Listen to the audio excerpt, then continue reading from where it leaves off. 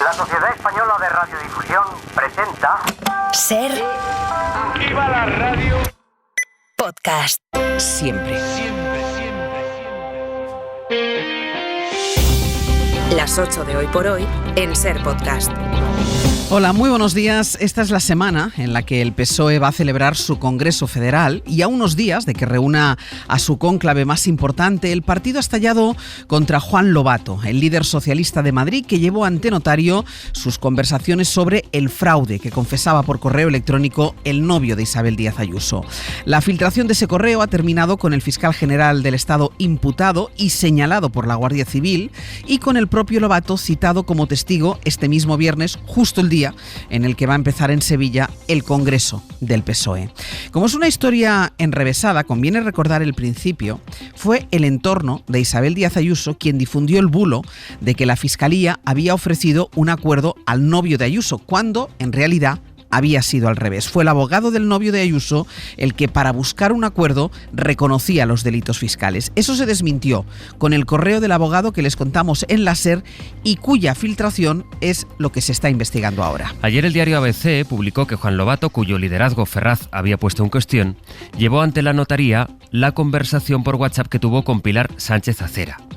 Ella era jefa de gabinete de Óscar López cuando el ahora ministro era a su vez jefe de gabinete de Pedro Sánchez. Es decir, resumiendo mucho, Lobato lleva al notario los WhatsApps en los que desde Moncloa le piden que use el correo del novio de Ayuso para atacar a la presidenta madrileña.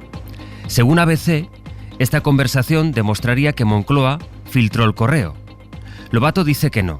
Lobato dice que si él fue al notario, que es un gesto inusual, fue para que constara que ni él ni tampoco la Moncloa habían filtrado el documento, sino que se estaban refiriendo a un correo del que ya había dado noticia la cadena SER, es decir, un correo que ya era conocido. Sastre, buenos días. Buenos días, Barceló. Y cuenta esta mañana el diario ABC en su primera que Lobato acudió al notario justo después de que la Guardia Civil requisara el teléfono del fiscal general. Y ahora Lobato tendrá que acudir el viernes al Supremo. Javier Alonso. El Supremo ha citado a Lobato como testigo. El viernes tendrá que aportar el acta notarial de sus conversaciones con Pilar Sánchez Acera, que según aseguró ayer, le envió el email del abogado del novio de Ayuso cuando ya era público en contra de lo que dijo ABC. ¿Pero de dónde viene? Es lo que le pregunto. Y es cuando me dice, de los medios. Y es que el cuándo es el asunto clave. Fuentes próximas a Lobato aseguran que el correo le llegó entre las 8 y las 9 de la mañana, pero el dirigente socialista no enseñó las capturas. No depende de mí, o sea, es una conversación de dos. Otra cuestión es que le llevó meses después a dejar constancia ante notario de esas conversaciones con una compañera. Según Lobato, cubrir las espaldas del partido una vez que se judicializó la filtración. Seguro que nos garantizara que si nos atacaban porque nos acusaran de que la Fiscalía nos dio información, que quedara claramente acreditado, como así está, que a nosotros no nos da la Fiscalía ni una información de nada en absoluto. Lobato acudió al notario, según reconoció, sin consultar con nadie, ni con Ferraz ni con su interlocutora, mano derecha de Óscar López, que ha sonado además como posible rival del propio Lobato para dirigir el PSOE de Madrid. Y en Ferraz lo que hay es un malestar que apenas disimulan contra Juan Lobato, a quien ya tenían en el punto de mira de cara al Congreso en el que quieren empezar a hablar de los liderazgos en varias autonomías y sobre todo en dos, en Andalucía y en Madrid. Ana Fernández Vila, buenos días. ¿Qué tal, Ángel? Buenos días. Y hay quien cree que Lobato no debería llegar como secretario general madrileño al Congreso que empieza el viernes. Sí, en el PSOE hay mucho enfado con Lobato por haber situado en el foco de la polémica a la Moncloa. Según explican a la SER fuentes socialistas, hay un clamor de indignación con el líder madrileño por su deslealtad y crecen las peticiones de dimisión dentro de la dirección del partido en Madrid. Dicen que no está en condiciones de liderar la delegación en el Congreso Federal. El malestar era también evidente ayer en Moncloa. Al ser preguntado el ministro Torres por el movimiento de Lobato, eso lo tendrá que responder la persona que usted menciona, ¿no? Pedía así explicaciones. En Ferraz denuncian un intento de blindarse en el pulso por el liderazgo del PSOE madrileño, aunque aseguran que no van a intervenir, no quieren que ocurra como con Tomás Gómez en 2015, aunque algunos ya le dan por muerto y hasta dirigentes leales a Lobato en Madrid creen que es difícil que llegue al viernes. Seguimos en el abierto, Ana. Hasta luego. Pues esta es una parte del caso la que ha hecho que Juan Lobato sea citado como testigo el viernes, el día que empieza el Congreso Federal del PSOE en Sevilla. Y luego está la otra parte del caso, que es la pregunta clave aquí, al menos para el Supremo, que es ¿quién filtró el correo del novio de Ayuso en el que reconocía el fraude? El Supremo tiene imputado al fiscal general y ordenó también, recordarán, un registro muy exhaustivo, no solo de su despacho, también del despacho de la fiscal jefe de Madrid. Y a partir de este último registro, a partir del registro de la fiscal del despacho de la fiscal jefe de Madrid, la UCO, de la Guardia Civil ha concluido que el fiscal general tuvo un papel preeminente en esa filtración. Pedro Jiménez, buenos días. ¿Qué tal? Buenos días. El fiscal dijo que no iba a dimitir después de que lo imputaran y no va a dimitir tampoco después de este informe de la UCO que le señala. No, Álvaro García Ortiz no se plantea en absoluto dimitir, nos cuentan fuentes de su entorno, después de que la UCO le haya otorgado un papel preeminente en la filtración de la denuncia contra el novio de Ayuso por fraude fiscal y del contenido del correo que desmentía el bulo del entorno de Isabel Díaz Ayuso de que la Fiscalía había ofrecido un pacto a Alberto González Amador. La UCO saca esta conclusión después de analizar las comunicaciones de la fiscal jefa de Madrid, que está encausada junto al fiscal general en el Supremo. No hay pruebas concluyentes, pero los agentes infieren que filtró Fiscalía General porque reclamaron el 8 de marzo la denuncia y el expediente de González Amador, y la noticia se publicó 4 días después. Y sobre la confesión del fraude fiscal del novio de la presidenta de Madrid, señalan que García Ortiz recibió la cadena de mails la noche del 13 de marzo y que 2 horas después la noticia estaba en la SER. Fuentes de la Fiscalía consideran que el informe no aporta ninguna prueba y recuerdan que tanto la denuncia como el correo confesión del novio de Ayuso estaban en manos de decenas de personas antes de que se publicara en prensa. Pedro, hasta luego. Hasta luego. El gobierno defiende lo que hizo el fiscal. El director del gabinete de la presidenta de la Comunidad de Madrid distribuyó una información que era objetivamente falsa, relativa al procedimiento judicial que se seguía contra la pareja de la presidenta de la Comunidad de Madrid. Y el fiscal general del Estado lo que hizo no fue otra cosa que aclarar que eso era una noticia falsa. Para el PP, que está pidiendo desde hace días la dimisión del gobierno, el fiscal tampoco puede seguir ni un minuto más en su puesto. Si de lo que estamos hablando es de un fiscal general del Estado imputado, presuntamente cometer los delitos para perseguir a un ciudadano particular con el objeto de que Pedro Sánchez pueda debilitar a un adversario político, no puede estar al frente de la Fiscalía.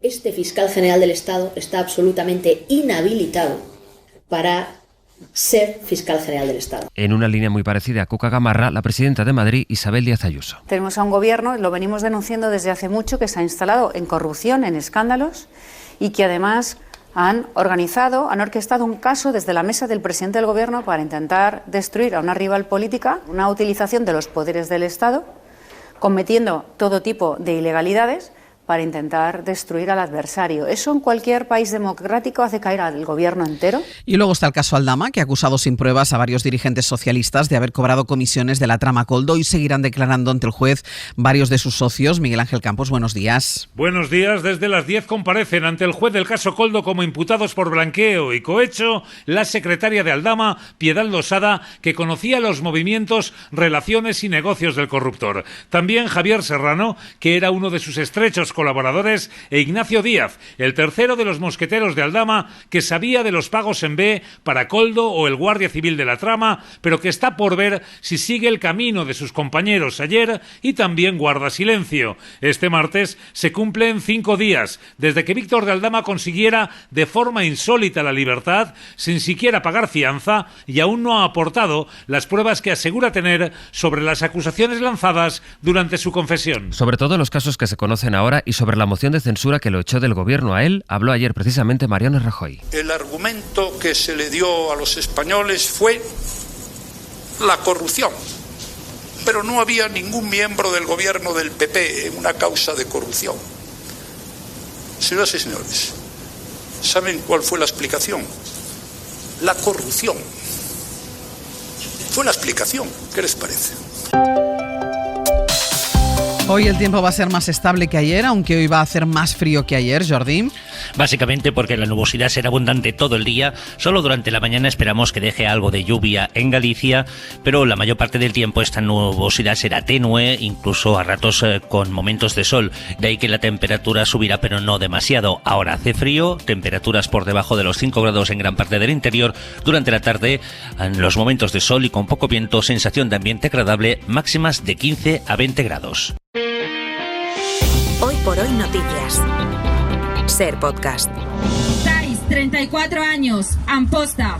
¡Asesinada! María del Carmen, 71 años, Vigo. ¡Asesinada! Fue la imagen de ayer por la tarde en las principales ciudades españolas. Las manifestaciones que, aunque en convocatorias separadas de los colectivos feministas, tenían una razón común, que es la lucha contra la violencia de género, justo en el día en el que conocimos el asesinato en Orihuela de una niña de 15 años a manos de su exnovio, que tenía 17. En lo que va de año, 42 mujeres han sido asesinadas en España por sus parejas o exparejas. También ayer conocimos lo que publicó el diario El País, los audios de una conferencia que dio hace unos días, hace 2 semanas, el juez de la Audiencia Nacional, Eloy Velasco. En esa conferencia reprocha a la exministra Irene Montero que diera lecciones, dice, de consentimiento a los jueces en referencia a la ley del solo sí es sí. Reprocha a Eloy Velasco que dé lecciones desde su cajero del Mercadona. De repente se creyeron que estaban enseñándonos el mundo a cambiar, nos intentaron explicar qué es consentir a un jurista, que llevamos desde el derecho romano sabiendo lo que es el consentimiento y el expreso y el consentimiento tácito y las actuaciones consecuentes y los actos consecuentes y 1000 cosas que nunca aprenderá Irene Montero desde su cajero de Mercadona y nos podrá dar clases a los demás. Desde su cajero del Mercadona, decía. Respondió en redes Irene Montero que los jueces necesitáis formación en violencias machistas, lo mandatan las leyes y lo dice la ONU. De cajera a juez Velasco, cumpla la ley y póngase a estudiar. El juez Velasco, que hasta 2017 instruyó en la audiencia casos como Lezo o Púnica, dijo también en su conferencia que la legitimidad del gobierno era menor porque no había ganado las elecciones. Yo entiendo que cuando eres el quinto partido político que ha perdido las elecciones y tienes 4 gatos, pero los necesita el segundo partido que ha perdido las elecciones para pasar en número de integrantes al primer partido que ha ganado las elecciones, y por lo tanto tu legitimidad es bastante más menor que si hubieras ganado las elecciones, que no las has ganado. En otro momento de su conferencia, Velasco aconseja a su público, que eran sobre todo abogados, juristas, directivos, que si sus clientes se confiesan culpables, siempre podrán decir: no me voy a confesar culpable, voy a hacer un Begoña Gómez, etcétera. Tienes derecho a no confesarte culpable. ¿Y de la crónica del mundo? Hay 2 grandes noticias a esta hora y lo van a ser a lo largo del día. Una es que varios medios israelíes publican esta mañana que el gobierno de su país va a aprobar hoy mismo el alto el fuego en el Líbano, después de que el primer ministro Netanyahu haya dado su visto bueno. Según estos medios, el acuerdo va a establecer 60 días de tregua, pero solo en el Líbano, donde Israel ha matado a cerca de 4.000 personas. La ofensiva seguiría, por tanto, contra Gaza, donde van ya más de 40.000 muertos. Ocurre que algunas voces del gabinete de Netanyahu califican el posible acuerdo de error y han pedido al primer ministro que no detenga esta guerra. Y la otra gran noticia es la que nos ha contado Javier Ruiz en La Economía a las 7:30, la guerra de aranceles. Esa amenaza de Donald Trump de gravar con un 25% los productos que lleguen de México o de Canadá en represalia, dice Trump, por el flujo de droga o la inmigración ilegal. Y también con gravar con un 10% los productos chinos por la llegada de fentanilo. China ha contestado esta madrugada que nadie va a ganar con una guerra comercial. Precisamente en Estados Unidos, el fiscal que investiga a Donald Trump ha pedido retirar las 2 acusaciones penales que mantenía contra él. Pide cerrar tanto el caso del asalto al Capitolio como otro por haberse llevado documentos de la Casa Blanca. Corresponsal en Washington, Sara Canals. Buenos días. De los 4 juicios que tenía pendientes, estos 2 eran los federales y por tanto los más graves, y llevaban la firma del fiscal especial Jack Smith, quien hacía año y medio que intentaba sentar a Donald Trump en el banquillo. Today, an indictment was unsealed, charging Donald J. Trump with felony violations. Así anunciaba la primera imputación federal contra el republicano por retener documentos clasificados en su mansión de Florida, y desde entonces no tardó en convertirse en blanco de ataques de Donald Trump. Jack Smith should be considered mentally deranged and he should be thrown out of the country. Jack Smith está mentalmente tarado y deberían echarlo del país, repetía en entrevistas y en mítines. Lo cierto es que estos casos quedaron ya muy debilitados tras la sentencia del Tribunal Supremo que le otorgó a Donald Trump inmunidad presidencial, pero con su victoria electoral, Smith ha optado por tirar la toalla, diciendo que sigue apoyando plenamente sus acusaciones, pero que se ciñe a las directrices del Departamento de Justicia, que tiene como norma no perseguir a los presidentes en ejercicio. Las muertes por SIDA se han reducido un 40% en la última década. También han bajado las nuevas infecciones, pero en menor medida. Son datos del nuevo balance mundial que publica hoy la revista The Lancet. Javier Gregory. En los últimos 10 años, las nuevas infecciones por el virus del SIDA se han reducido un 20% en todo el mundo. Además, el número de muertes provocadas por el VIH incluso han disminuido más, un 40% menos, pasando de los 1,2 millones en el 2010 a 718.000 en el 2021, el último año con datos oficiales. Sin embargo, esta investigación calcula que el número de personas que viven con el VIH alcanzará un máximo histórico de 44,5 millones en el año 2039, porque todavía no se ha logrado eliminar por completo este virus, como explica el doctor César Bogiano, que es inmunólogo experto en SIDA. Una vez que se incorporó, ya es difícil eliminar ese reservorio de virus que dura toda la vida. Además, este nuevo informe internacional también advierte que no se podrá cumplir el objetivo de la ONU para 2030 de reducir las nuevas infecciones y las muertes en un 90%. Y en la agenda del día, la OTAN y Ucrania se van a ver en Bruselas en una convocatoria urgente para analizar la crisis después de que Rusia lanzara la semana pasada un misil hipersónico. Y la ministra alemana de Exteriores contempla la posibilidad de que fuera un sabotaje lo que hizo que un avión de carga de la empresa DHL se estrellase ayer en Lituania contra un edificio residencial. En el siniestro murió el piloto del avión, que era de nacionalidad española. La ministra alemana subraya que este accidente llega después de los cortes de cables submarinos que se produjeron la semana pasada.